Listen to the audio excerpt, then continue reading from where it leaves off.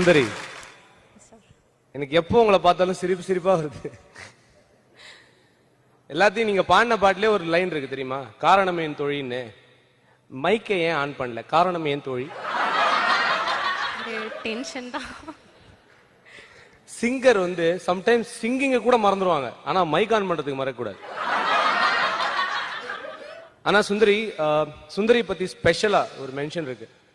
இப்போ சைந்தவி பாடினாங்க, சைந்தவிக்கு முன்னாடி ஹம்சா பாடினாங்க. அதுக்கப்புறம் நிறைய பேர் என்கொயர் பண்ண, அதாவது நிறைய மியூசிக் டைரக்டர்ஸ் என்கொயர் பண்ண ஒரு பெரிய talent Sundari. And she is definitely going to be a playback singer very soon. Thank you.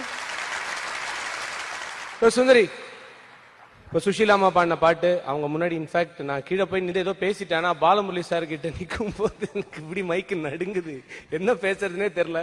ஆனா சுஷீலாமா முன்னாடி அவங்க பாடின பாட்டு நீங்க பாடிருக்கீங்க, அதுவும் 250th எபிசோட். உங்க ஜேர்னி எப்படி இருந்தது சொல்லுங்க, கமான். நான் காம்படிஷன்ல பாடும்போது கூட எனக்கு சுஷீலா அம்மா தான் ஜட்ஜா வந்தாங்க. அவங்க பாட்டு அப்போ அவங்களுக்கு முன்னாடி பாடும்போது அவங்க சொன்ன கரெக்ஷன்ஸ் எல்லாம் நான் வந்து கேட்டுட்டேன். அதை இப்போ வந்து செயல்படுத்த எனக்கு ஒரு நல்ல ஆப்பர்ச்சுனிட்டி கிடைச்சது.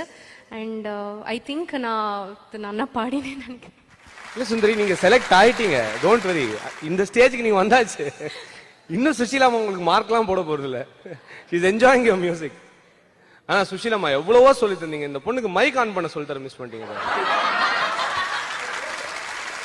சுந்தரி, fantastic man, I'm so happy. And special regards to my dear brother Rajesh Vaidya. இவர் ரஜினி மாதிரி சொல்லணும்னா வீணை கையில எடுத்தா சும்மா அதிருதுல தான் வரலாம், வேற இவர் வேற. Thank you Sundari, thank you.